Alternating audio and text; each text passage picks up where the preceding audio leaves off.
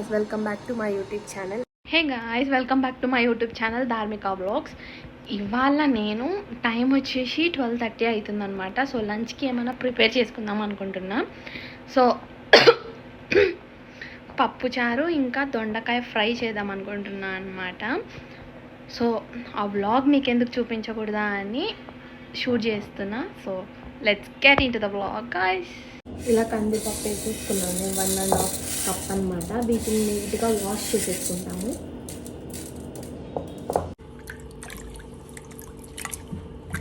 ఇలా నీట్గా 3 times wash చేసేసుకోవాలి. అలా నీట్గా వాష్ చేసేసుకున్న తర్వాత మనం 1.5 కప్ కందిపప్పు వేసుకున్నాం కాబట్టి దీంట్లో ఒక 3.5 కప్ వేసుకోవాలి. ఎందుకంటే ఇవి రెడ్వి కాబట్టి ఆ ముందు వాటికంటే అంత మామూలు వాటికంటే కూడా ఇవి కొంచెం ఎక్కువ వాటర్ కావాల్సి ఉంటుంది ఉడకడానికి. 1 2 3 కప్స్ వేసేసుకున్నాం అనమాట.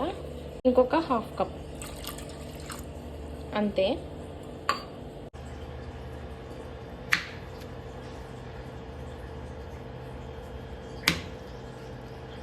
ఇలా లావుగానే కట్ చేసేసుకోవాలి, సన్నగా ఏం అవసరం లేదు. 2 టమాటాలను కట్ చేసి పెట్టేసుకున్నాం అనమాట. ఇప్పుడు వీటిని మనము కందిబ్యాలలోకి యాడ్ చేసేసుకుందాం.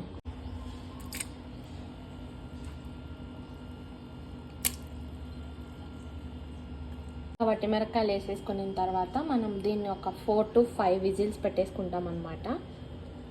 ఇందులోకి మనం ఒక 5 వట్టి మిరపకాయలు వేసుకుంటున్నాం అనమాట. మీకు కొంచెం కారం ఎక్కువ కావాలంటే కొంచెం ఎక్కువ యాడ్ చేసేసుకోండి. ఇందులోనే ఒక 1/2 టీ స్పూన్ పసుపును యాడ్ చేసేసుకున్నాం. సరిపడా ఉప్పు కూడా యాడ్ చేసేసుకోండి. ఇలా పొయ్యి మీద పెట్టేసుకోవాలన్నమాట. ఇది ఒక 4 to 5 విజిల్స్ రావాలి. ఆలోపు మనం చింతపండు నానబెట్టేసుకుందాం. మనం ఒక గిన్నెలోకి చింతపండు తీసేసుకుందాం.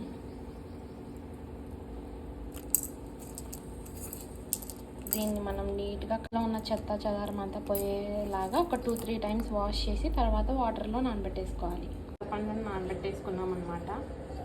విజిల్స్ తర్వాత మన బ్యాల్ ఇలా బాగా ఉడికిపోయినాయి అనమాట. ఇప్పుడు మనం పప్పు గుత్తి తెచ్చి దీన్ని బాగా స్మాష్ చేసేసుకుందాం. చూడండి బాగా మెత్తగా స్మాష్ అయిపోతుంది అనమాట.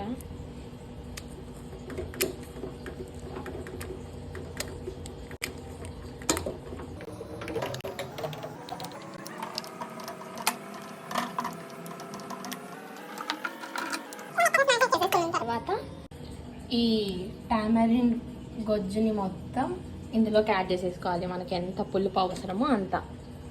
అలా మనకు కావాల్సినంత పులుపు మనం దీంట్లో యాడ్ చేసేసుకుంటాం అనుకుంటా.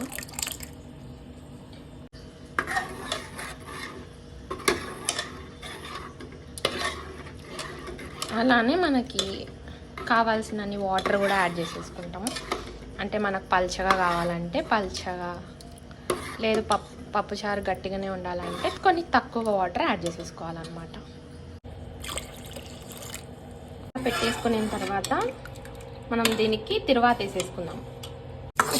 ఇలా పోపు పెట్టేసుకొని దీంట్లో యాడ్ చేసేసుకోవడమే. తిరువాత పెట్టేసుకుంటే మన పప్పుచారు రెడీ అయిపోతుంది.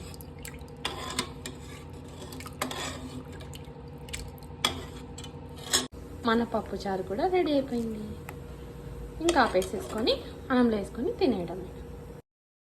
దొండకాయ పచ్చడి నేను నెక్స్ట్ వ్లాగ్లో చెప్తాను గాయస్. మీకు ఈ రెసిపీ కావాలంటే కింద కామెంట్ చేయండి. And don't forget to like, share and subscribe to ధార్మిక వ్లాగ్స్. అండ్ మీరు కూడా ఈ రెసిపీస్ ట్రై చేయండి. అండ్ మీకు ఎలా వచ్చాయో కూడా కింద కామెంట్ సెక్షన్లో చెప్పండి. And thank you for watching.